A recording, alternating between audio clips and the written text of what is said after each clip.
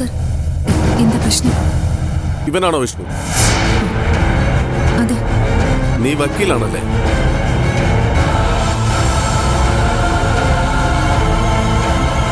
അതെ. നിന്റെ സർട്ടിഫിക്കറ്റ് ഇവിടെ.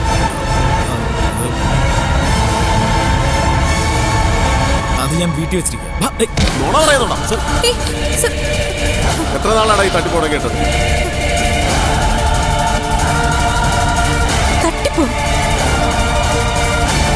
അപ്പൊ നിനക്കൊന്നും അറിയില്ലല്ലേ? Vishnu and Chandra associates. ഒരു കറുത്ത കോട്ടും ഇതുപോലൊരു ഓഫീസും ഉണ്ടെങ്കിൽ എല്ലാം ആയെന്നാണോ നിന്റെ വിചാരം? സർ, എന്തൊക്കെയാ പറയുന്നത്? എന്താ പ്രശ്നം? ഈ ഓഫീസിന്റെ ഉദ്ഘാടനം നടക്കില്ല. ഇവനെ ഞാൻ കൊണ്ടുപോകാൻ പോവാ. അങ്ങനെ വെറുതെ ഒന്നും കൊണ്ടുപോകാൻ പറ്റില്ല സർ. ആദ്യം വിഷ്ണു ചെയ്ത തെറ്റെന്താണെന്ന് പറയണം. അതെ, അതല്ലേ അതിന്റെ മാന്യത. പറയട്ടടാ, പറയട്ടെ നീ ചെയ്ത തെറ്റ്. സാറേ, നിങ്ങൾ ആരോ തെറ്റിദ്ധരിപ്പിച്ചിരിക്കുക. മോനെ വിഷ്ണു, ഒരു പരാതി കിട്ടിയാൽ ഉടനെ ചാടി പുറപ്പെടുന്ന ശീലം ഇപ്പം പോലീസുകാർക്കില്ല. അത് ഞങ്ങൾ ശരിക്കും അന്വേഷിക്കും.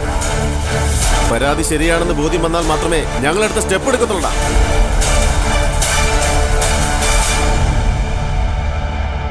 നിന്നെക്കുറിച്ച് കിട്ടിയ പരാതി 100% ശരിയാണെന്ന് മനസ്സിലാക്കിയ ശേഷമാ ഞങ്ങൾ ഇവിടെ വന്നത്.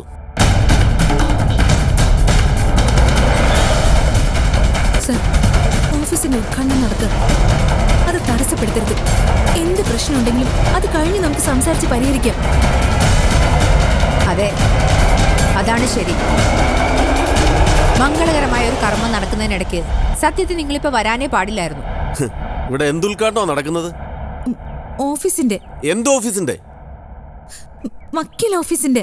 വക്കീലല്ലാത്ത ഒരുത്തന് സ്വന്തം പേരിൽ വക്കീൽ ഓഫീസ് നടത്താൻ പറ്റൂ?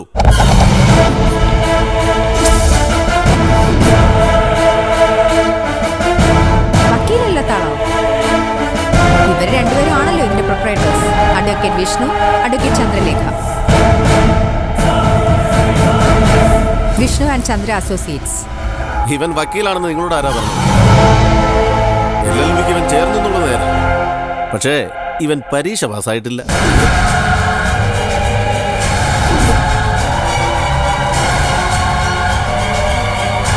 വിഷ്ണു എന്ന് പേരുള്ള മറ്റൊരുത്തന്റെ അപ്ഡേഷൻ നമ്പറും മറ്റും ഉപയോഗിച്ച ഇവൻ വക്കീലാണെന്ന് പറഞ്ഞ് ഇതുവരെ ഞെളിഞ്ഞു നടന്നത്.